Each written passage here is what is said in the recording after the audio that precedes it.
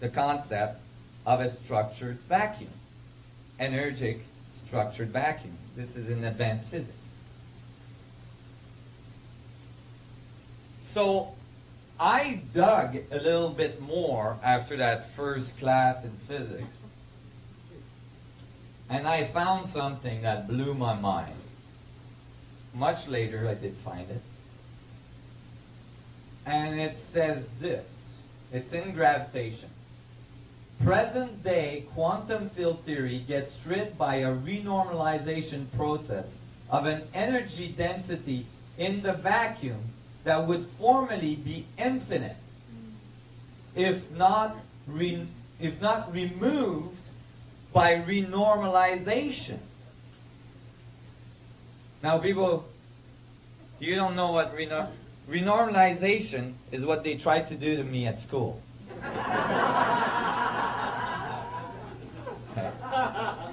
It didn't work so good, can you tell?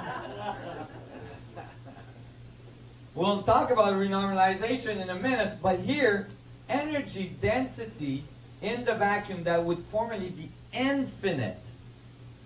That means that current day physics for subatomic particle, quantum physics, has to have a huge amount of energy in the vacuum for all their physics to work.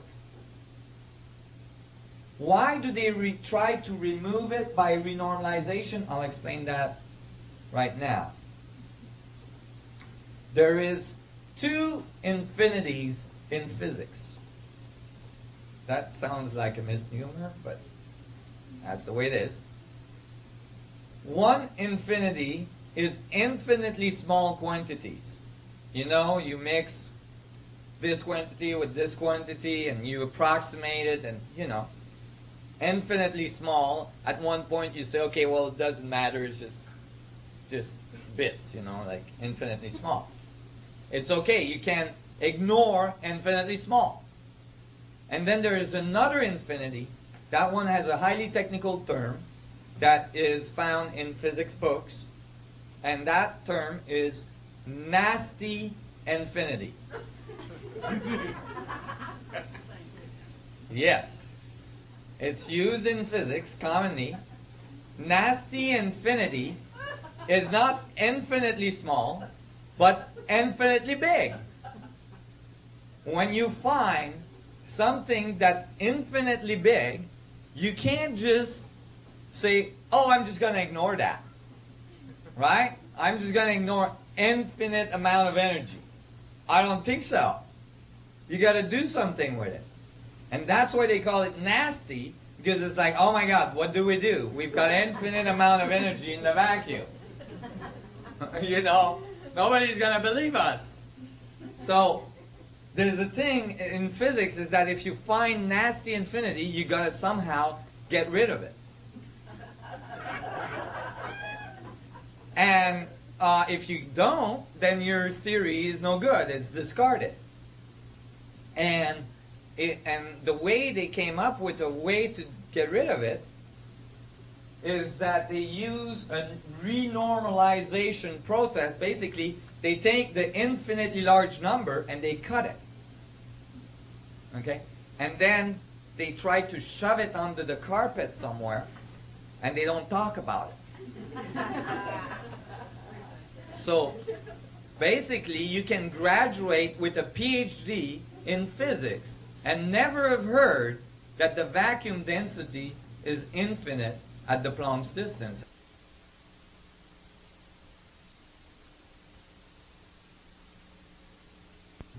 Right? It's called quantum fluctuation. Now it's getting more talked about because of many, many different reasons.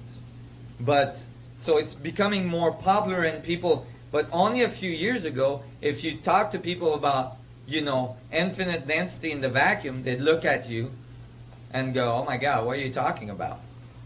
They think you're talking about a vacuum chamber in a laboratory somewhere.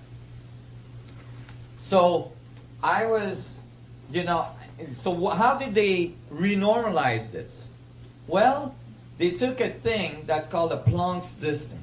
And I'm not going to go into much details on how they derive this number. But it has to do with the Schrodinger's equations. And the Planck distance is 1.616 multiplied by 10 to the minus 33. This is a small little dot.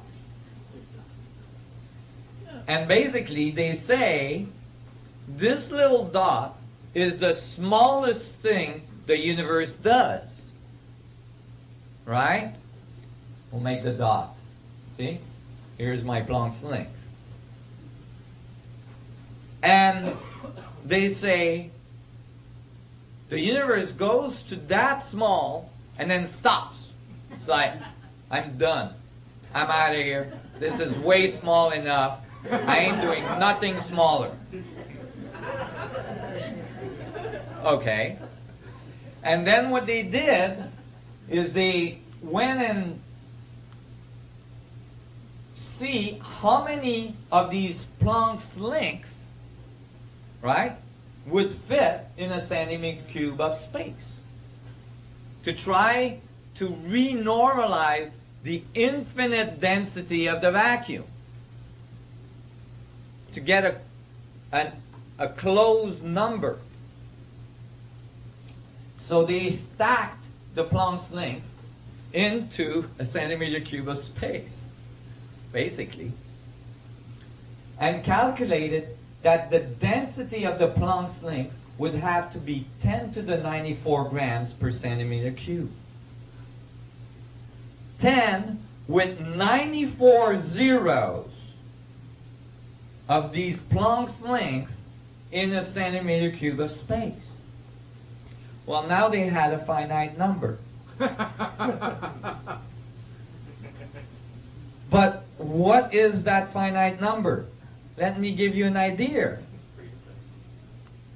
If you took all the stars we observe in the universe with the largest telescope on Earth, actually off the Earth, the Hubble, and you stuck, and we see 100 billion galaxies. Each galaxy has over 300 billion stars in it.